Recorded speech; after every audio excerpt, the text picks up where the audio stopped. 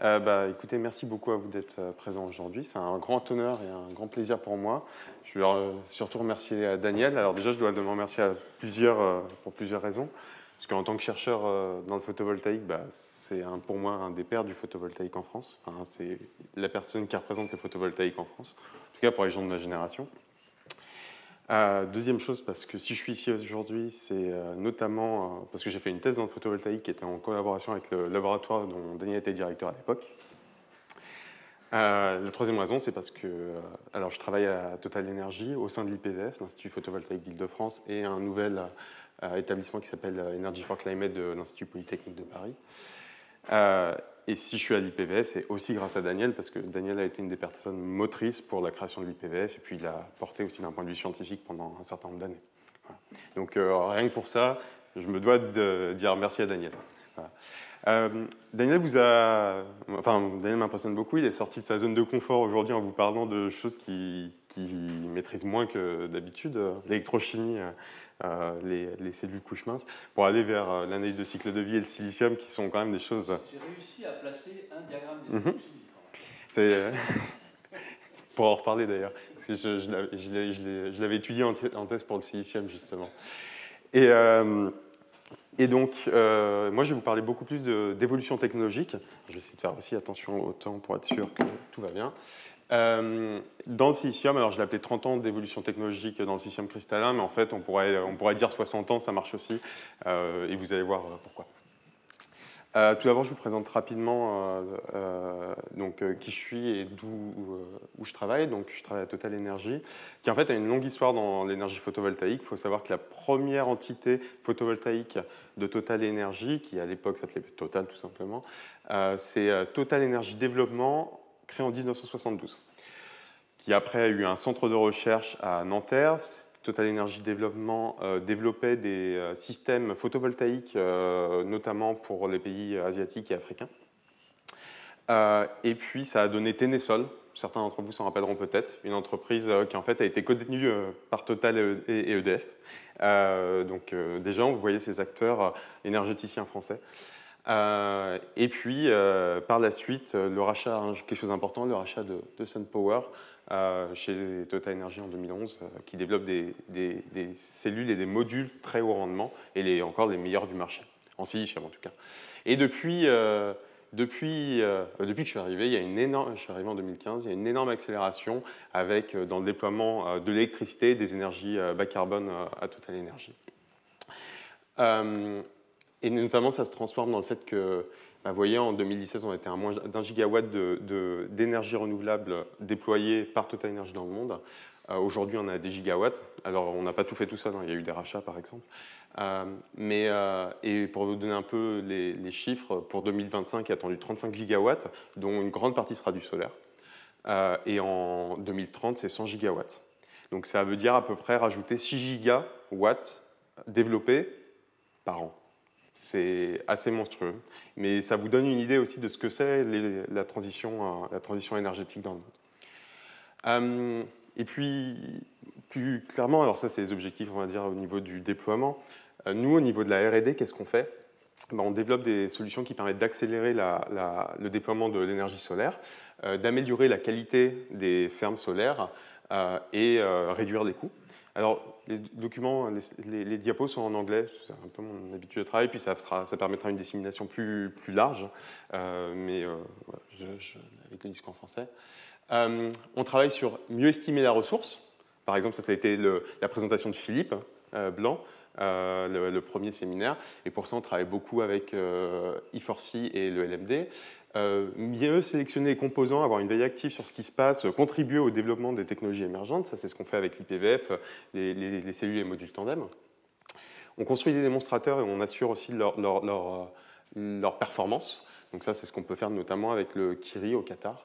Et puis moi, quelque chose dont je m'occupe beaucoup, c'est de travailler sur la partie de la soutenabilité, le développement durable du PV. Et c'est justement éviter les conflits d'usage. Aujourd'hui, je travaille beaucoup sur ces nouveaux sujets qui sont l'agrivoltaïsme, le développement sur du PV flottant, et où on utilise et puis aussi s'assurer du recyclage.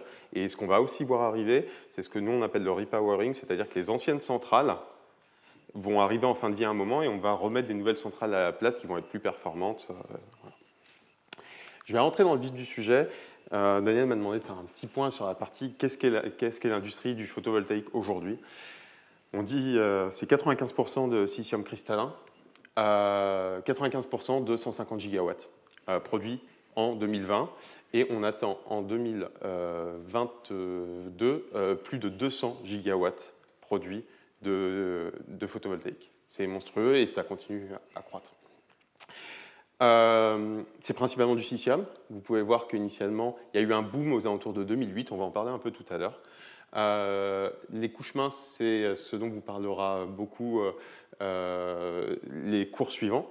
Moi, je vais vous parler principalement du silicium. Aujourd'hui, je vais même me focuser principalement sur le silicium monocristallin, parce qu'en fait, on voit que même si au début, le driver, ça a été le silicium multi, aujourd'hui, il est en train de disparaître. Et dans le mono, il va y avoir monocristallin et monolaïque aussi.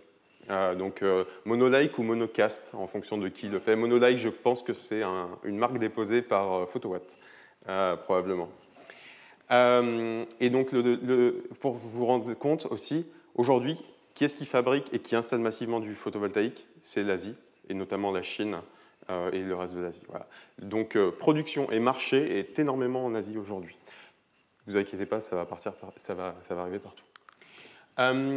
Durant ces dernières années, il y a eu deux technologies qui ont été les reines du déploiement du photovoltaïque silicium cristallin dans le monde. C'est ce qu'on appelle l'ALBSF pour Aluminum Back Surface Field, et on va pas mal en parler pendant ce cours-là. Et la PERC pour Passivity Emitter Rear Contact,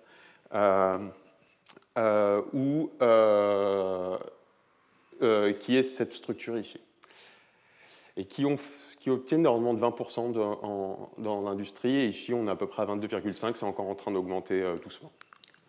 Ça c'est quelque chose que j'aime bien faire, c'est montrer en fait d'où ça provient. C'est qu'on a ces architectures de cellules, elles ont été déployées et appliquées pour la première fois dans les laboratoires dans les années 80.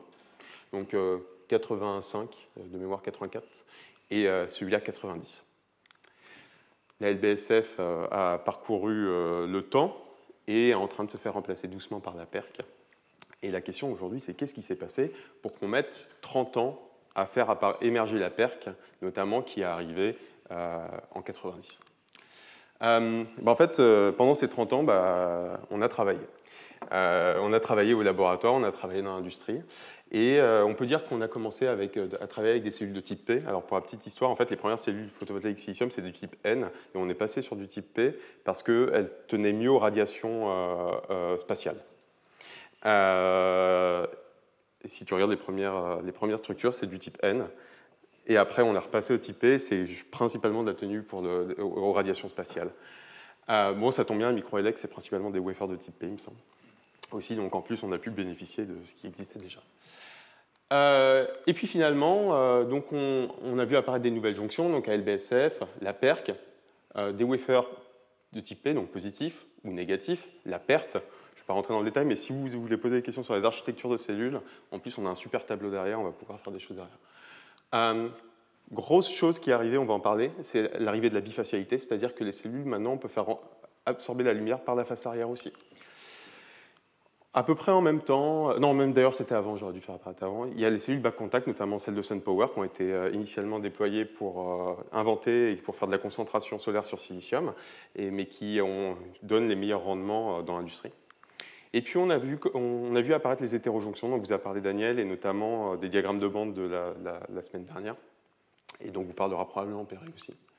Et puis les dernières choses qu'on voit apparaître, c'est ce qu'on appelle des TOPCon, c'est des contacts passivants, on va en parler aussi, qui vont aussi devenir, qui sont systématiquement bifaciales, et on va arriver vers des cellules avec des contacts face arrière, avec des contacts passivants, et c'est à peu près le fil de la discussion qu'on va avoir aujourd'hui. Pour vous rendre compte d'un point de vue marché, qu'est-ce que ça veut dire? On voit la LBSF, qui est la barre bleue, qui est en train de disparaître, parce qu'en fait, on a atteint un niveau de rendement et ça devient moins rentable de déployer de la LBSF plutôt que de déployer de la PERC ou des TOPCon. Ici, c'est un grand mélange. Je vous ai remis les petites figures à côté pour que vous imaginiez ce que c'est. Et puis, on voit que l'hétérojonction est en train de gagner du terrain. Les IBC, c'est les contacts face arrière, qui seront à contact passivant ici. Et puis, la petite ligne que vous voyez en haut, là, c'est les tandems. On voit déjà des prévisions de faire apparaître des cellules et des modules tandem, parce qu'en fait, quand on vend des choses, c'est des modules, hein, pas des cellules, d'ici 2025. Voilà. Et donc ça, c'est des choses sur lesquelles on travaille très très fortement dans les laboratoires de recherche. Je reprends un petit peu les courbes de rendement que vous avez pu voir, que vous a montré Daniel, je pense, alors que vous avez pu voir dans la leçon inaugurale, où on voit les évolutions de rendement en laboratoire. Donc, des cellules non passivées qui vont plafonner. On va arriver avec des cellules type ALBSF, des cellules PERC, des contacts passivants. Ce qui est intéressant à voir, c'est que dans l'industrie, donc c'est la partie qui est ici, en fait, on voit on a une augmentation de rendement qui est à peu près de 0,6% en absolu par an. Donc tous les ans, les cellules et les modules gagnent 0,6% de rendement. On voit qu'on arrive on bloque un peu pour la LBSF à partir d'une année, paf, c'est la PERC qui va prendre le relais. Qu'est-ce qui se passe? On va bloquer un moment pour la PERC, paf, on va arriver avec le contact passif. La chose la plus importante à voir, c'est qu'en fait, pour arriver de ces 20% à LBSF en labo à 20% à LBSF industriel, il a fallu 30 ans à peu près. Pour les PERC, c'est pareil en fait, c'est ce que je vous ai montré tout à l'heure. Aujourd'hui, les courbes de croissance sont beaucoup plus rapides, beaucoup plus collées, et le transfert industriel se fait beaucoup plus vite. Et on est même à des moments où c'est l'industrie qui va, sur certaines lignes pilotes et R&D, driver, être moteur pour le développement des nouvelles technologies. Et donc là, on est plutôt sur des temps de passage de laboratoire à l'industrie de 10 à 5 ans. Voilà, ça, et ça, c'est un message, c'est que ça va de plus en plus vite. Alors, dans le silicium, on arrive à le faire facilement parce qu'on maîtrise bien ce matériau, il y a la microélectronique derrière, il y a plein de choses dont on profite. On va voir comment ça se passe pour les tandems derrière, parce que ça, c'est quand même quelque chose, un plus grand inconnu, en tout cas. Notamment si on va parler de perovskite, dont vous allez parler dans 2 semaines, si je me souviens bien. Voilà. Finalement, l'exposé il va être articulé en 3 parties, et c'est les 3 étapes nécessaires pour qu'une cellule solaire soit performante. Première chose, elle doit absorber des photons et les convertir en photoporteurs. Donc, c'est la fameuse montée de l'électron de la bande de valence à la bande de conduction. Puis, ces photoporteurs, quand on a notre électron qui est excité, faut éviter qu'il vienne se désexciter. Donc, ça veut dire qu'il faut séparer cet électron et ce trou qui sont en interaction coulombienne, donc une interaction électrostatique, le plus vite possible. C'est pour ça qu'on crée ces jonctions PN. En fait, aujourd'hui, on se rend compte qu'on n'est pas obligé de faire une jonction PN dans une cellule, et ça, c'est aussi, on peut l'expliquer via les potentiels chimiques, et transférer ces charges vers les contacts. Puis, il faut les extraire du matériau via des contacts métalliques, et puis après, ils vont faire leur petite vie dans le circuit électrique. Mais il faut éviter aussi qu'il y ait des pertes dans le circuit électrique. Le circuit électrique, il commence à l'échelle du module, parce qu'il y a des contacts de cellule à cellule. Dans le silicium, en gros, le rendement maximum théorique, il va être en vrai de 29,1%. On va voir qu'en plus, ce qui est pas mal, c'est que théoriquement parlant, c'est pour des épaisseurs de 100 microns. Encore une chose, c'est très important pour l'aspect soutenabilité. Aujourd'hui, on est sur des épaisseurs plus fines, plus épaisses de wafer. Donc, plus on va les faire du fin, moins on va utiliser de matériaux, moins on va avoir une empreinte carbone élevée, plus on va avoir d'énergie produite par quantité de matériaux utilisés initialement.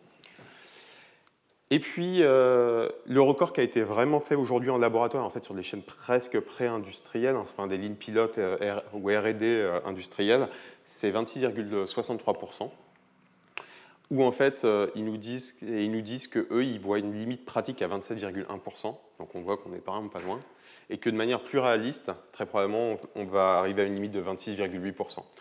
Ça fait déjà quelques années, c'était en 2017. Il n'y a personne qui a fait mieux que le 26,63%. Tout le monde est un peu concentré sur soit le transfert industriel, soit préparer la suite, et notamment avec les tandems. Donc pour faire ça, première chose, c'est de capturer les photons. Le silicium est ce qu'on appelle un faible absorbeur, un mauvais absorbeur de lumière, comparé aux couches minces en tout cas.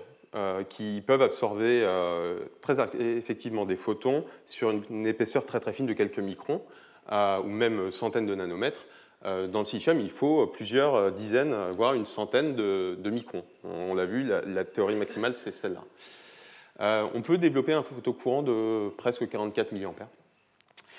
Mais pour arriver à faire ça, dans un wafer même de 100 microns, il faut que la lumière soit capturée le plus possible dans le wafer. Parce que généralement, ce qui se passe, c'est qu'on va avoir notre wafer de silicium, on va avoir la lumière qui va rentrer ici, elle va faire un premier passage, elle va passer à travers, et puis les photons qui ont pu être absorbés, ils sont absorbés, et ceux qui n'ont pas pu, ils ne sont pas pu. Jean-François a dû vous en parler un petit peu de ça la semaine dernière. Puis finalement, quand on met un réflecteur en face arrière, un miroir, on a un aller-retour. Et en fait, nous, on est plutôt dans le silicium autour d'approches, pour aller le plus possible vers les approches dites lambertiennes, c'est comment arriver à faire presque 50 passes dans le wafer. Donc les rayons lumineux, ils peuvent passer jusqu'à 50 fois dans le wafer pour donner une probabilité aux photons d'être absorbés, notamment aux photons qui sont peu énergétiques et donc proches du bandgap du silicium. La question, c'est comment est-ce qu'on fait ça industriellement ? On fait ça de plusieurs manières. Déjà, le courant photogénéré, il dépend du bandgap du matériau. Donc là, on parle du silicium, donc c'est 1,12 électronvolts. De l'épaisseur, donc ça, on voit qu'on peut faire changer l'épaisseur du wafer. Puis après, on va appliquer deux choses. Des couches d'anti-reflet qui vont éviter que la lumière soit réfléchie parce qu'il y a une différence d'indice trop importante entre le silicium et l'air. Ça, je ne vais pas vous en parler, mais peut-être que Perret vous en parlera. Et des schémas de ce qu'on appelle du light trapping. Donc, comment on fait pour piéger les rayons lumineux qui sont rentrés pour qu'ils ne ressortent pas avant d'être passés 50 fois. Comment on a fait ça dans le silicium? On a utilisé les propriétés du matériau. Le silicium cristallin, il a une structure cristalline qui est cubique face centrée. Ce qui se passe, que du coup, il a des plans cristallins que vous pouvez avoir ici. C'est des plans cristallins qu'on appelle les 1, 0, 0, 1, 1, 0 ou 1, 1, 1 qui est le diagonal. Là, j'ai représenté les plans 1, 1, 1 de 4 mailles cristallines côte à côte. Et on voit que quand on les redessine, on crée une pyramide quasi parfaite. En fait, on a reproduit ça parce qu'en fait, on s'est rendu compte au niveau chimique que les plans 1, 1, 1, ils se gravent beaucoup, beaucoup moins vite que les plans 1, 0, 0 dans une attaque chimique alcaline. Et donc, en utilisant typiquement du KOH, qui est une solution chimique alcaline, on va graver beaucoup, beaucoup plus vite ces plans-là, qui peuvent être aussi ceux du dessus, c'est pareil, 0, 0, c'est toute la famille, que les plans que vous voyez ici. Et donc, on va faire apparaître naturellement ces pyramides qu'on représente ici parfaitement. Voilà. Alors, je dis ça, ça a été un petit peu plus compliqué que ça, parce qu'en fait, on s'est aperçu qu'il fallait pouvoir provoquer des amorces. Et alors, pour ça, on s'est rendu compte que c'était bien d'avoir des petites bulles d'hydrogène qui se généraient naturellement, qui créaient un micromasque qui permettait un démarrage de la gravure. Et puis, on s'est rendu compte que pour que ces petites bulles aient cet aspect-là et qu'elles ne viennent pas s'étaler sur la surface, il fallait travailler sur la mouillabilité de la solution. Donc là, on est encore sur des aspects que Daniel, je pense, aimera bien. Interaction liquide, matériaux solides, et où on voit qu'en fait, par exemple, en ajoutant de l'IPA, donc un alcool, on va réussir à travailler sur cette mouillabilité et faire que ça se grave selon cette orientation cristalline. Alors, une fois qu'on a fait ça, donc là, on a quasiment notre light trapping maximum dans le silicium. Alors, en vrai, il n'est pas optimal, on essaie de l'améliorer. Il y a des gens qui travaillent là-dessus, notamment dans nos équipes. On se dit, en fait, qu'est-ce qu'on fait maintenant pour encore améliorer la performance des cellules solaires? Il y a une idée qui est très simple et qui est assez vieille, qui date typiquement de 66. Enfin, c'est la première phrase que j'en ai trouvée, en fait, en tout cas, par exemple, comme sur un brevet, c'est d'utiliser la bifacialité des cellules. Ça veut dire que dans certains cas, alors c'est sur des panneaux solaires sur votre toit, qui sont en contact avec votre toit, vous ne pourrez pas collecter de la lumière par la face arrière, mais par exemple sur des fermes solaires, c'est très souvent possible de récupérer de la lumière qui est réfléchie par le sol, par l'autre côté. Et ça a été rendu possible, notamment parce qu'on a déployé des nouvelles architectures de cellules, notamment la PERC ou les TOPCon, qui n'ont pas des métallisations sur toute la face arrière comme l'avait la LBSF, et donc qui permettent de capturer la lumière. Tout ça, ça a aussi nécessité de développement de nouveaux procédés de fabrication. des bains chimiques en ligne pour pouvoir faire des attaques chimiques au lieu de les faire dans des bains globaux, où on essaie de tremper les wafers. Là, on fait affleurer le wafer sur un bain chimique. Le laser. Pour le laser, pour moi, qui est une innovation majeure venant de l'optique, on arrive à faire des procédés, des ouvertures de couches nanométriques avec des précisions de quelques microns à des vitesses de 1 wafer par seconde, quasiment. Il faut se rendre compte que la fabrication des cellules solaires dans le silicium, aujourd'hui, on fabrique 6000 cellules par heure sur la chaîne de fabrication. Alors, pour vous donner un ordre d'idée à quel point c'est rapide. Et puis, des approches de métallisation avancée qui permettent de s'aligner avec les ouvertures laser. On va en parler parce qu'en fait, vu qu'on ne veut plus métalliser partout, il faut qu'on aille métalliser à l'endroit où on a ouvert les contacts. Mais ça, je vais vous en parler un peu tout à l'heure. D'un point de vue soutenabilité, ce qui est très important, c'est que aussi, ça a permis de réduire la quantité de métal. On a bien vu que le métal, en fait, c'est quelque chose la ressource est importante. Si on veut déployer le photovoltaïque à l'échelle du terawatt, chaque milligramme de matériaux va compter. Et donc là, typiquement, on a réduit l'aluminium qui est déposé de 1,6 g à 0,15 g. D'ailleurs, ça date de 2017. Les valeurs sont plus très bonnes. On est déjà à beaucoup moins que ça. Et si vous regardez ici, ça vous donne une idée des échelles. Ça, c'est une PERC en 2011 avec une métallisation complète. Et là, vous voyez la quantité de métal par rapport à côté. Les échelles sont normalement les mêmes. Qu'est-ce que ça apporte la bifacialité? Je dis, l'idée, c'est de photogénérer plus de courant. Et donc, pour vous donner un ordre de grandeur, par exemple, une cellule solaire fabriquée par l'IMEC, qui a un rendement de 23% quand on l'éclaire par la face avant, si on rajoute 15% de la lumière incidente de la face avant qui arrive en plus par la face arrière, donc en gros, au total, on a 115% de la lumière globale qui arrive, 15%, c'est à peu près la réflexion de l'herbe. Voilà. Donc une centrale solaire, des modules bifaciaux, l'herbe, elle va réfléchir 15-20%. Donc on peut collecter cette lumière tout à fait naturellement, il n'y a rien de fou. Ça fait que cette cellule-là, au lieu d'avoir un rendement de 23%, elle a un rendement de 26%. Donc on est déjà à des rendements bien plus élevés que ceux que je vous ai montrés qu'on montre dans les courbes records, en fait, parce qu'en fait, ça, c'est des mesures standardisées. Bon, là, je vous ai parlé de comment est-ce qu'on photogénère, comment on a réussi à faire pour capturer la lumière et puis photogénérer plus que ce qu'on faisait initialement. Maintenant, je vais vous parler de qualité de matériaux, qui est extrêmement importante, et puis d'épaisseur des wafers. Ça, je vais passer très vite, parce que Daniel vous en a pas mal parlé, donc ça va être très pratique pour gagner un peu de temps, et laisser beaucoup plus de temps aux échanges. Notre cellule solaire, c'est un seau. Notre cellule solaire, le seau, il permet de collecter l'eau. Nous, on collecte des photons avec. Donc notre matériau, le silicium, naturellement, c'est un semi-conducteur, il absorbe de la lumière. J'ai un wafer, je laisse du silicium, le polysilicium, les grains que vous montrez, les cristaux que vous montrez, Daniel, ils absorbent de la lumière. C'est pour ça qu'ils apparaissent gris aussi. Cependant, c'est un matériau c'est un seau qui a plein de trous. Et nous, notre boulot, globalement, c'est notamment d'arriver à voir quel est le trou qui fuit le plus, et puis au fur et à mesure, on corrige les erreurs. Daniel vous a parlé des défauts, des impuretés dans le silicium. Alors, ça paraît rien parce qu'on disait on est à des approches de 6N, 7N, donc des taux de pureté énormes. En fait, il faut se rendre compte qu'une toute petite impureté a une importance. Et c'est aussi pour ça qu'on va de plus en plus vers le monocristallin, parce que aussi les architectures de cellules aujourd'hui sont de moins en moins tolérantes aux défauts. Qu'est-ce qu'on a comme défaut? On a par exemple un endroit où il y a une disruption du réseau. Et là, on va espérer que soit ça va être passivé avec de l'hydrogène. L'hydrogène, c'est notre grand ami avec le silicium. Puis on va voir aussi que ça devient quelque chose qu'il faut qu'on apprenne à manager. Et puis, par exemple, de l'oxygène. L'oxygène, parce que les procédés que vous a expliqué Daniel, par exemple le tirage Czochralski, il y a de l'oxygène. Même si c'est une très faible quantité, cette très faible quantité d'oxygène, elle crée des défauts. Ces défauts-là, ils vont créer des centres de recombinaison. Donc, c'est-à-dire qu'on va avoir un photoporteur qui va être généré ici par un photon qui est absorbé dans le silicium. Il va aller directement à l'endroit où c'est faible. Et donc, à cet endroit-là, c'est un électron qui n'est pas généré. Les grosses surfaces aussi, c'est des défauts importants pour nous. Parce que c'est des interruptions du réseau, et c'est pour ça qu'on va travailler sur de la passivation de la surface. On va en parler dans la section d'après. Là, je vais vous parler principalement de deux types de défauts, les impuretés métalliques, parce que dans les croissances du silicium dont vous a parlé Daniel, donc ça, je n'ai pas besoin de vous en parler, c'est super, il y a des impuretés métalliques. Ce que je veux juste vous dire ici, c'est que Daniel vous a expliqué, donc là on était sur des lingots qui peuvent faire presque une tonne maintenant, hein.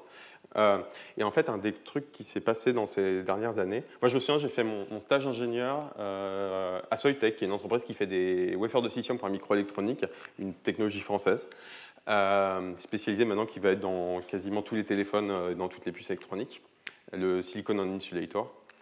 À l'époque, quand on cassait un wafer, on mettait dans une petite boîte qui avait marqué photovoltaïque dessus. Et donc, le PV utilisait les rebuts de la microélectronique. Le problème, c'est que nous, on n'a pas les mêmes métriques que la microélectronique. Pour la microélectronique, le temps de vie des photoporteurs, donc le temps entre qu'un photoporteur est généré et le temps qu'on lui laisse pour qu'il puisse être collecté, c'est pas tellement important, parce que dans la microélectronique, ce qui est important, c'est la mobilité du porteur entre deux zones dopées dans le canal du transistor, globalement. Nous, on a développé beaucoup de connaissances sur la qualité du matériau et une filière dédiée avec des qualités de matériaux et notamment des temps de vie des photoporteurs dans le silicium qui sont importants. Vous allez en revoir parler des temps de vie des photoporteurs avec les perovskites et je suis à peu près sûr, ça, et dans les couches minces. Vous verrez qu'il y a des ordres de grandeur. Nous, on est de l'ordre de la milliseconde ou de la dizaine de millisecondes. Et ce qui s'est passé, c'est que nous, on a beaucoup travaillé pour augmenter la taille des wafers. Et en fait, ça a été très important. En 2006, il y a une norme qui a un peu arrivé, c'est ces wafers de cette taille-là, 156 mm par 156 mm. Ça a permis de réduire des coûts très fortement par de la normalisation. Et puis on est dans une époque en ce moment où on est en train de se diversifier avec des tailles de toutes les... avec une zoologie de taille. Et c'est un peu compliqué pour la standardisation de la taille des objets à la fin. Mais on va en reparler derrière. Côté impureté du silicium, on voit que dans ces deux papiers, donc soit pour des siliciums de type P, soit de type N, quel est l'impact sur les baisses de rendement en normalisé en fonction de la concentration d'impuretés. Et donc on voit que le silicium n'est pas tolérant du tout de la même manière aux différentes impuretés, notamment une qui nous impacte beaucoup, nous, ça va être le fer, ici, le cuivre, le nickel, l'aluminium, parce qu'en fait, en plus, on les utilise dans nos procédés de fabrication, donc il faut faire attention à ça. Il faut avoir des bonnes barrières. Et notamment, quand on a des défauts métalliques, des impuretés métalliques, ça crée des centres de recombinaison et ça réduit le temps de vie des photoporteurs et donc ça réduit le rendement.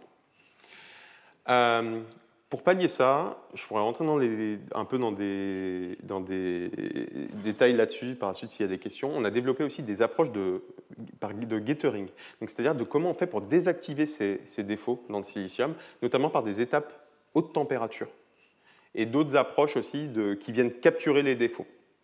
Ça, c'est quelque chose d'extrêmement important dans le silicium et c'est aussi quelque chose qui pourrait faire la différence, dans mon opinion, et ça, je suis très curieux de voir comment ça va se développer, entre les hétérojonctions de manière industrielle et les TOPCon. Parce qu'on a un procédé qui est basse température, l'hétérojonction, et les TOPCon, qui est un procédé qui utilise des étapes de diffusion ou de très haute température.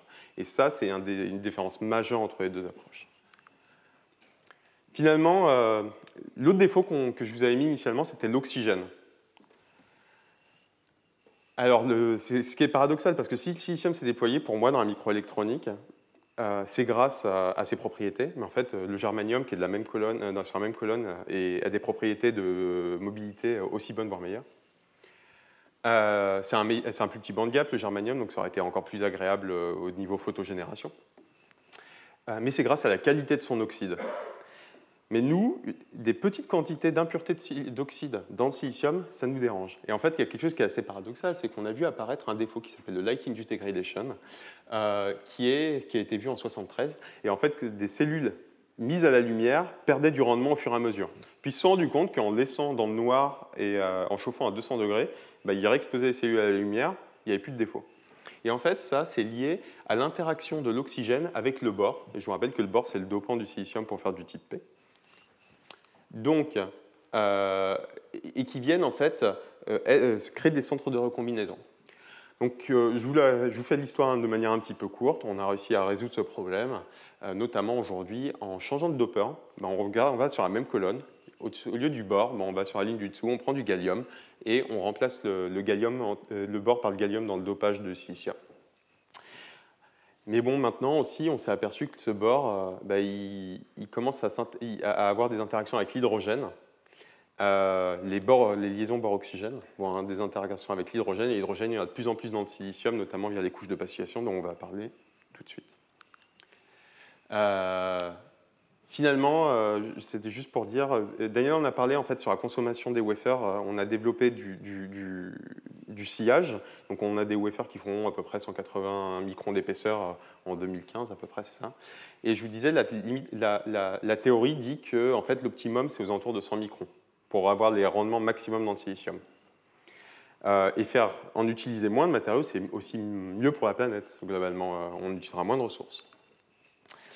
Ça a été permis par une innovation technologique, alors qui ne paraît pas très sexy comme ça, mais c'est qu'on a modifié les modes de découpe, et au lieu de passer sur un fil de découpe métallique, et on mettait une sauce chimique qui contenait des particules, ce qu'on appelle un slurry, on a remplacé ça par un fil qui a des petits diamants dessus, qui sont collés avec du nickel, et ça permet d'aller beaucoup plus vite dans les découpes, de perdre beaucoup moins de matériaux, et aussi, on a une meilleure homogénéité de la découpe, donc de faire des wafers plus fins.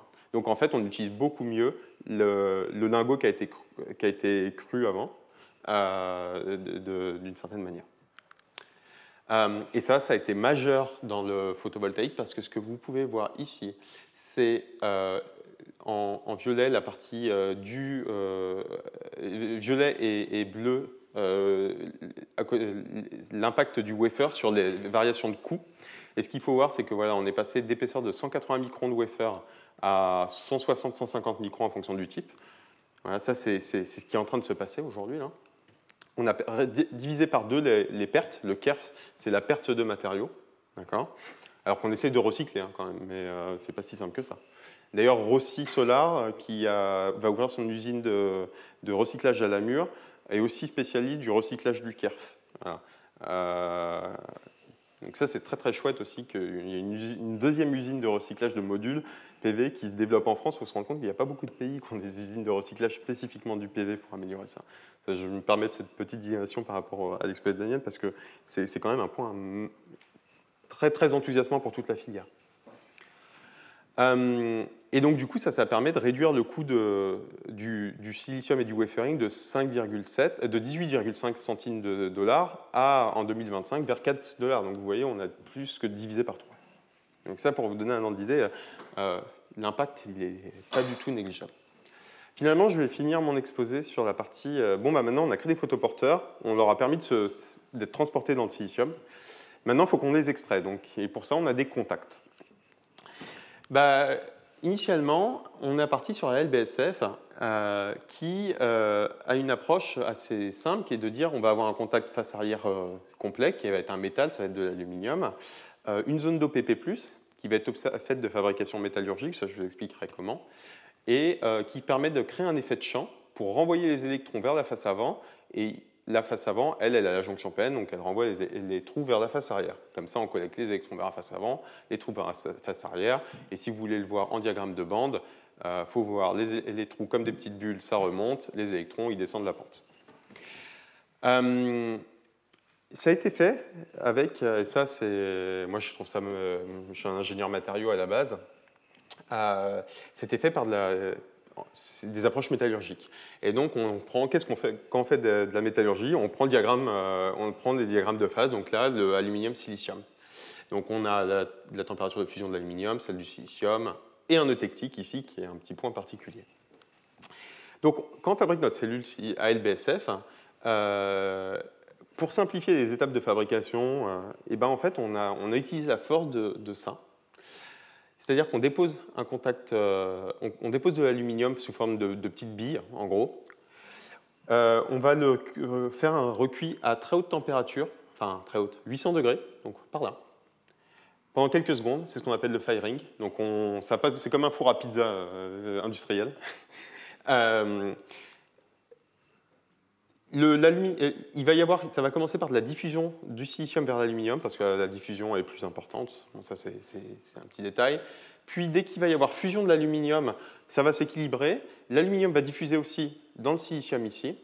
Et quand on va refroidir, ça va laisser une zone qu'on appelle le BSF, qui est en fait une zone de silicium dopé à l'aluminium, donc dopé P++, donc très fortement dopé de manière positive, donc qui a créé cet effet de champ dont on vous parlait tout à l'heure.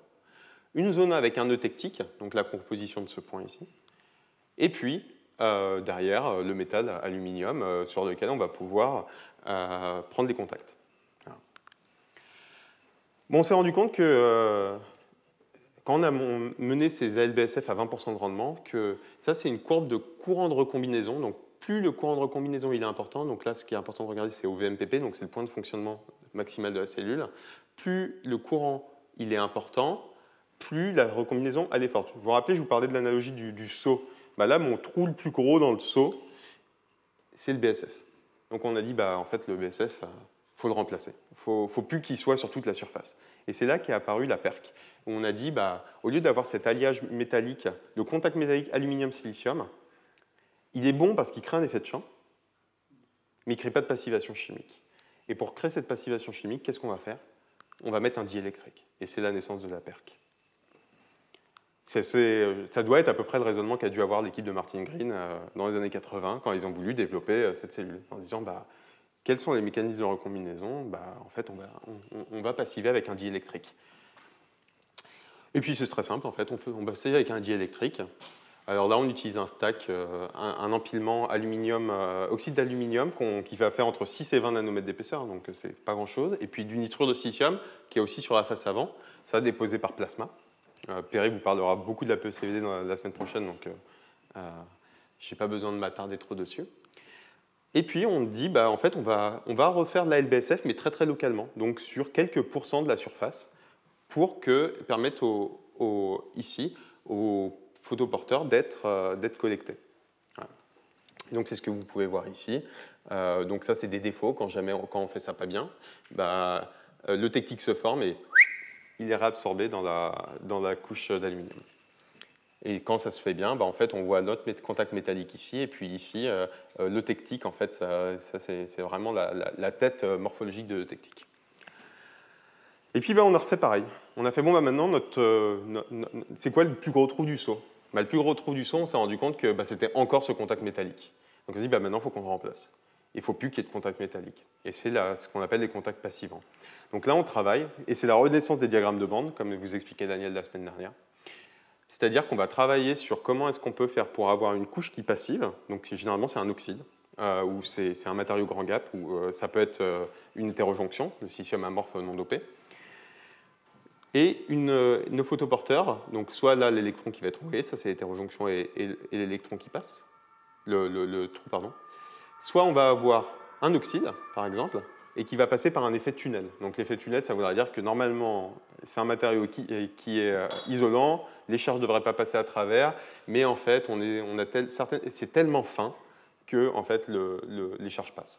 Et quand on regarde ça, bah, c'est les images que vous voyez ici. Par exemple, là, l'oxyde de tunnel, il fait à peu près 1 nanomètre. Donc là, vous voyez le silicium cristallin, l'oxyde tunnel qui va passiver chimiquement, et là, une couche très fortement dopée de silicium amorphe ou nanocristallin. En fait, c'est vraiment du nanocristallin plutôt, dopé, qui va créer qui va distordre les bandes électroniques, et notamment, pardon, excusez-moi, et qui va créer cet effet de champ, voilà, et renvoyer les photoporteurs.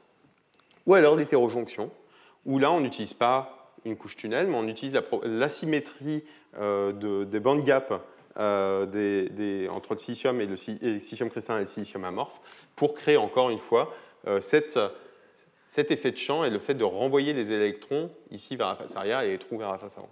Voilà. Et donc je vous remettais le petit schéma que vous voyez pour vous rendre compte que en fait, ici quand vous voyez PERC, il faut que vous compreniez que ça va être TopCon en fait, très probablement. Donc ça va être en partie des contacts passifs. Finalement, un tout petit détail, mais qui est important, c'est de dire qu'on a augmenté la taille des wafers, donc on augmente le courant généré par une cellule solaire. Et donc en fait, on augmente les pertes résistives par effet Joule. RI carré. Donc le courant qui augmente, bah, c'est multiplié par 4, enfin si on double, c'est multiplié par 4 au niveau des pertes.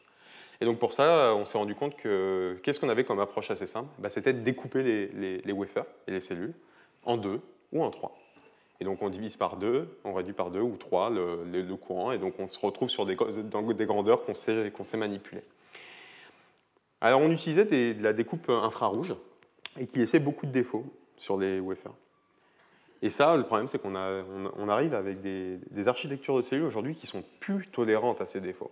Elles sont tellement performantes, elles ont des longueurs de diffusion, donc de l'ordre du millimètre, que si vous voyez ce défaut sur un bord du wafer, il faut vous dire que le millimètre tout autour du wafer, c'est de la zone morte. C'est de la zone qui ne va pas permettre de produire de l'électricité. Et ça, c'est plus acceptable, en fait. On est à ce degré de perfection. Voilà. Et donc, on a créé il y a eu des méthodes qui ont été développées de découpe laser qui recréent le clivage du wafer en amorçant une chauffe thermique, et derrière on refroidit. Et donc en fait, ça crée avec la différence de coefficient de dilatation thermique, la différence de chaleur, ça propage une fracture et ça fait une découpe très très fine. Le dernier point pour faire aussi le lien avec ce qui va arriver d'ici trois sessions, c'est donc la session d'Anne sur les systèmes. Je voulais parler des modules. Aujourd'hui, les modules vivent aussi, l'assemblage des cellules dans les modules vivent aussi une évolution majeure. Dans un premier temps, on a dit qu'il fallait réduire l'ombrage créé par les contacts métalliques que vous pouvez voir ici. Et donc, on s'est dit, on va texturer les rubans. Donc là, c'est avec des petites pyramides. On le faisait déjà sur les wafers. Pourquoi on ne le ferait pas sur les rubans métalliques? Parce qu'on ne voulait pas perdre cette lumière-là. Donc là, au moins, elle est réfléchie, elle est captée par le silicium. Puis finalement, on est plutôt sur des approches aujourd'hui où on utilise des fils et des sphères, enfin des cylindres, qui permettent de beaucoup mieux capturer la lumière. Il y en a qui ont voulu faire des triangles aussi, mais je crois que ça se fait un petit peu aussi. Et puis après, l'autre chose, c'est qu'on dit le module, jusqu'à présent, entre les cellules, il y avait à peu près 3 mm de distance entre chaque cellule. Ces 3 mm, c'est de l'espace perdu. Donc c'est de la puissance du soleil qu'on ne capture pas. Et donc là, on est en train de travailler sur des systèmes qui permettent de quasiment plus avoir d'espace entre les cellules. Voilà. Donc ça, c'est des choses industrielles. Voilà. Pour finir, je voudrais conclure sur quelques messages qui me paraissent clés. Vous avez vu cette courbe qui est ce qu'on appelle la learning curve dans le silicium cristallin, dans le PV, de la réduction des coûts. Donc, on réduit de 20 à 25% le coût à chaque fois que la quantité cumulée de PV produit double. En fait, je vais vous parler de 3 points spécifiques sur cette courbe qui, pour moi, sont majeurs. 2004, 2008, le début de ma thèse. Non, c'était pas pour ça. Et 2012. 2004, qu'est-ce qui s'est passé?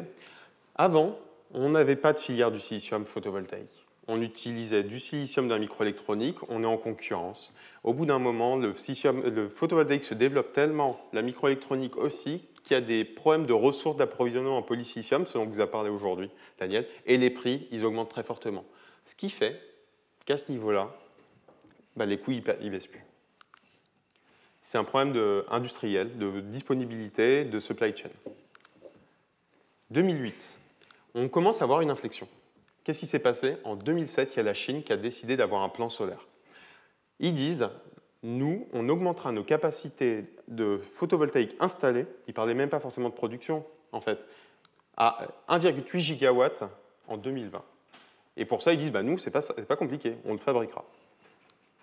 Bon, un responsable d'un institut d'énergie dit, en fait, c'est petit joueur de dire 1,8 gigawatts, je suis sûr qu'on va faire beaucoup plus. Il dit, je pense qu'on peut atteindre 10 gigawatts ou un peu plus. Bon, aujourd'hui, si on regarde les chiffres, on se dit, ils sont complètement trompés.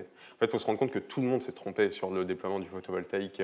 Et chaque année, les prévisions, elles sont plus faibles que ce qui se réalise réellement.